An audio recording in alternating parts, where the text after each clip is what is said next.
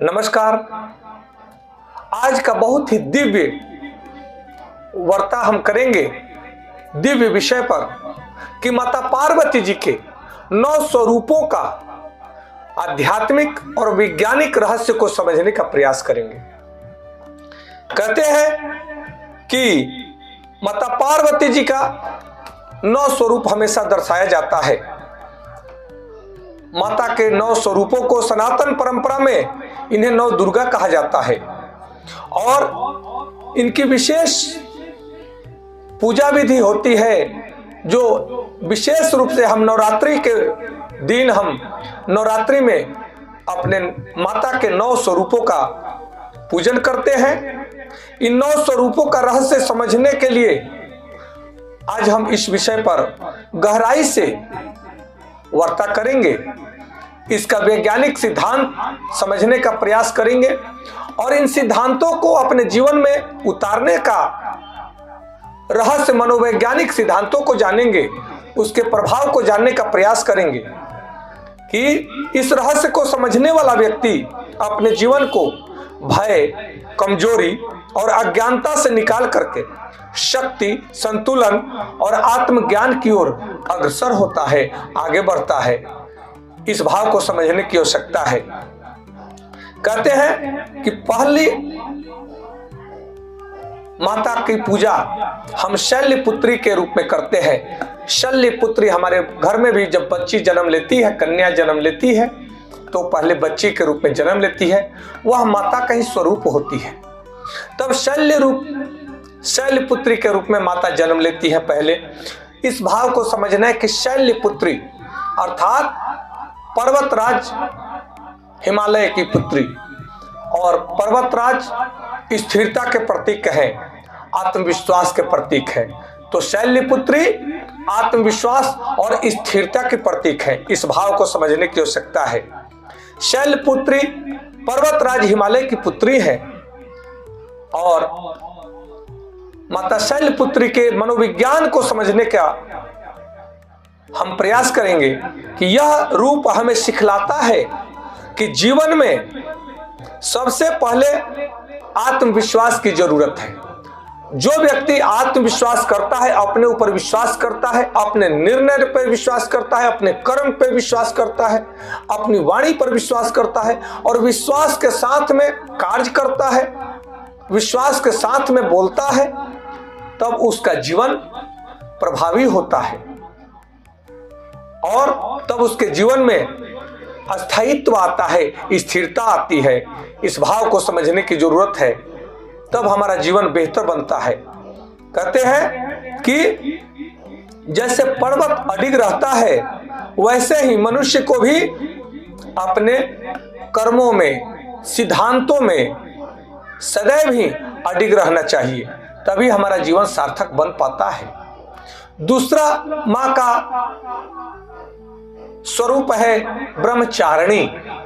ब्रह्मचारिणी का भावार्थ को समझना अति आवश्यक है कि बच्चे में जब तप, धैर्य और अनुशासन बढ़ता है, क्योंकि ब्रह्मचर्य जीवन अनुशासन, तप और धैर्य का प्रतीक होता है। जिस व्यक्ति के अंदर धैर्य, तप और अनुशासन रहता है, वही अपने जीवन में श्रेष्ठता को प्राप्त करता है, सार्थकता को प्राप्त करता है, वही अपने जीवन में बड़े लक्ष्य को प्राप्त करता है। माता ब्रह्मचारिणी का स्वरूप यह तपस्या का प्रतीक है और मनोवैज्ञानिक दृष्टि से अगर देखें तो जीवन में सफलता प्राप्त करने के लिए अनुशासन, धैर्य और निरंतर प्रयास करना अति आवश्यक है।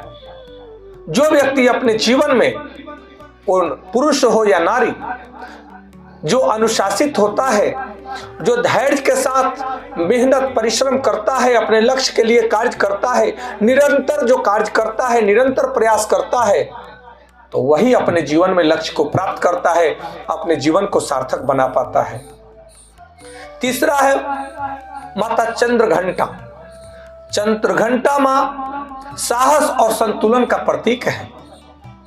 माता चंद्रघंटा के मस्तक पर अर्धचंद्र सुशोभित हुए यह मनोवैज्ञानिक भावार्थ के दृष्टि से अगर देखा जाए तो यह स्वरूप हमें सिखलाता है कि जीवन में साहस और मानसिक संतुलन दोनों जरूरी है, क्योंकि मानसिक संतुलन के बिना और साहस के बिना व्यक्ति अपने स्वरूप में ठहर नहीं सकता, अपने मार्ग में अडिग नहीं रह सकता। साहस बिना संतुलन अहंकार बन जाता है, साहस के बिना संतुलन जो है वह अहंकार बन जाता है, बिना संतुलन का साहस भी अहंकार बन जाता है। इन दोनों भावार्थ को समझना है।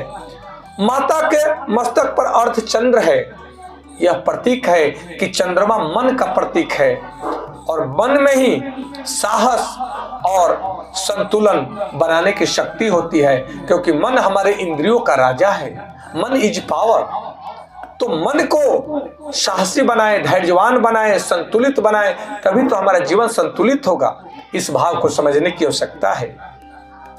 चौथा माता का अवतार है, माता का स्वरूप है कुष्मांडा। माँ कुष्मांडा की हम पूजा करते हैं चौथे नवरात्रि में, जो सकारात्मक ऊर्जा की शक्ति है, सकारात्मक ऊर्जा की देवी है। इसलिए माता कुष्मांडा को सृष्टि की रचयिता माना जाता है। और मनोवैज्ञानिक भावार्थ यह बतलाता है कि हमें सदैव सकारात्मक सोच के साथ अपने जीवन में नई सृष्टि, नई रचना के लिए तैयार रहना चाहिए। सकारात्मक सोच रचनात्मक शक्ति बन जाती है और सकारात्मक व्यक्ति जो सकारात्मक ऊर्जा से शक्तिशाली होता है वह सृष्टि का सृजन करता है और नकारात्मक ऊर्जा सदैव सृष्टि का विघटन करती है। इस भावार्थ को समझना है। इसलिए कुष्मांडा देवी सृष्टि की रचयिता है, मां का स्वरूप बन जाती है। इस भाव को समझना है। पांचवा मां का स्वरूप है स्कंद माता, जो करुणा और मातृत्व का प्रतीक है। कहा जाता है स्कंद माता भगवान कार्तिकेय की माता है। यहां माता का स्वरूप को समझना अति आवश्यक है। अब यहां से सृष्टि का सृजन शुरू होता है। माता के पांचवें स्वरूप में वही हमारे जीवन में भी यही घटनाएं घटित होती है। इसका मनोवैज्ञानिक भावार्थ को समझना अति आवश्यक है कि यह स्वरूप हमें प्रेम, करुणा और सेवा का भाव सिखलाता है। यह स्वरूप बताता है कि प्रेम, करुणा और सेवा मनुष्य के सबसे बड़े गुण हैं, सद्गुण हैं, जो सृष्टि का सृजन करते हैं। इस भाव को समझने की आवश्यकता है। छठा स्वरूप माता का कात्यायनी देवी। माता कात्यायनी देवी की हम पूजा छठे दिन करते हैं, जो अन्याय के विरुद्ध शक्ति का प्रतीक है। अन्याय करने वाले भगवान शिव, भगवान कृष्ण ने श्रीमद् भागवत गीता में कहा है कि मैं असहायों का बल हूं और उन बलशालियों का बल का नाश करता हूं जो निर्बलों पर आघात करते हैं, प्रहार करते हैं, निर्बलों को सताते हैं। उसी प्रकार से मां कात्यायनी अन्याय की विरुद्ध शक्ति के स्वरूप है। जो अन्याय करने वाला शक्तिशाली भी हो उसका नाश करने वाली माता कात्यायनी है। माता कात्यायनी शक्ति और वीरता का प्रतीक है। कहते हैं कि मनोवैज्ञानिक दृष्टि से अगर देखा जाए तो यह हमें सिखाती है कि जीवन में अन्याय के सामने कभी चुप नहीं रहना चाहिए, अन्याय का विरोध करना चाहिए और अन्याय के लिए रुद्र रूप धारण करना है तो भी पीछे नहीं हटना चाहिए। मां कात्यायनी मां काली का रूप धारण करके, मां दुर्गा का रूप धारण करके दुष्टों का, राक्षसों का नाश करती हैं और वही प्रेरणा देती हैं कि हे मनुष्यों, जीवन में कोई अत्याचार करे तो उनका अत्याचारियों से डरना नहीं, उनका सत्यानाश करने के लिए सदैव तत्पर रहना। 7वां माता का स्वरूप है कालरात्रि। कालरात्रि मां का स्वरूप हमें भय से मुक्ति दिलाता है। कहते हैं कि कालरात्रि माता अज्ञान और भय का नाश करती हैं। इसका मनोवैज्ञानिक दृष्टि से समझने की आवश्यकता है कि मनुष्य को अपने डर और नकारात्मकता का सामना करना चाहिए, तभी आत्मबल बढ़ता है।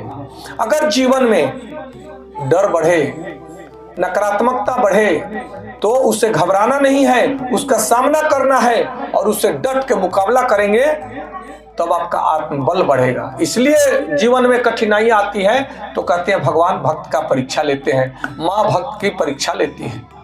घबराना नहीं है, उन आए हुए कष्ट, कलेशों, परेशानियों को दूर करने के लिए अपनी शक्ति लगा दो, अपनी विवेक बुद्धि से उसका समाधान करो, तब आपके अंदर आत्मबल आपका जागृत होगा। आप साहसी बनेंगे, आप धैर्यवान बनेंगे, आप बुद्धिमान बनेंगे। इस भाव को समझने की आवश्यकता है। नवरात्रि के 8वें दिन महागौरी माता का हम पूजन करते हैं। नवरात्रि के 8वें दिन माता महागौरी का पूजन करते हैं और महागौरी मां शुद्धता और शांति का प्रतीक है। इसलिए महागौरी माता हमें शांति और पवित्रता का संदेश देती हैं। और मनोवैज्ञानिक दृष्टि से देखा जाए तो जब मनुष्य अपने मन को पवित्र और शांत कर लेता है, तब जीवन में सुख और संतुलन दोनों आ जाता है। और जब मनुष्य के जीवन में सुख और संतुलन बना रहता है, तब उसका जीवन आनंदमय, सुखमय, शांतिमय चलता है। नवरात्रि के 9वें दिन माता सिद्धिदात्री की हम पूजा करते हैं। माता सिद्धिदात्री पूर्णता और आत्मज्ञान का प्रतीक है। माता सिद्धिदात्री हमें पूर्णता प्रदान करती है, हमें आत्मज्ञान प्रदान करती है। इसलिए माता सिद्धिदात्री सभी सिद्धियों को देने वाली देवी है। इस भाव को समझने की आवश्यकता है कि यह माता का स्वरूप हमें बताता है कि जब मनुष्य आत्मज्ञान को प्राप्त कर लेता है, तब उसका जीवन पूर्णता को प्राप्त कर लेता है। इस भाव को समझने की आवश्यकता है, तभी हमारा यह नवरात्रि का पर्व पूर्ण होता है और हमारे जीवन की सिद्धि पूर्ण होती है। हमारे जीवन में यह प्रेरणा का संदेश है कि माता पार्वती के ये 9 स्वरूप हमें सिखलाते हैं कि जीवन में आत्मविश्वास रखें, अनुशासन और तप अपनाएं, साहस और संतुलन के साथ अपने जीवन को सदैव बनाए रखें, भय और अहंकार का त्याग करें, प्रेम, करुणा और सकारात्मक ऊर्जा को संग्रहित करें, जागृत करें, अपनाएं, तब हमारा जीवन सार्थक बनता है। जब मनुष्य इन 9 गुणों को अपने जीवन में धारण कर लेता है, जीवन में अपने आचरण में उतार लेता है, तब उसके भीतर भी दिव्य शक्ति जागृत हो जाती है। इस भाव को समझने की आवश्यकता है। इसलिए कहा गया है कि देवी केवल मंदिरों में नहीं रहती, वे घर घर में रहती है, सबके हृदय में रहती है। वह हर उस हृदय में प्रकट होती है जहाँ श्रद्धा, शक्ति और प्रेम होता है, जहाँ करुणा होता है। इसलिए सदैव ही अपने हृदय में श्रद्धा, प्रेम और करुणा के साथ में अपनी शक्ति को जागृत करें। मां शक्ति आपके अंदर स्वयं जागृत अवस्था में आपके जीवन को सार्थक बना देंगी। जब मनुष्य अपने भीतर की शक्ति को पहचान लेता है, तब उसका जीवन भी देवी के प्रकाश से प्रकाशित हो जाता है। और इसलिए हम सब का परम कर्तव्य है कि माँ के 9 स्वरूप को जान करके अपने जीवन में इन स्वरूप के मनोवैज्ञानिक आध्यात्मिक सिद्धांतों को उतार कर अपने जीवन को सार्थक बनाए। यही हम सब का परम कर्तव्य है। ओम नमः शिवाय। जय माता दी, जय माता दी, जय माता।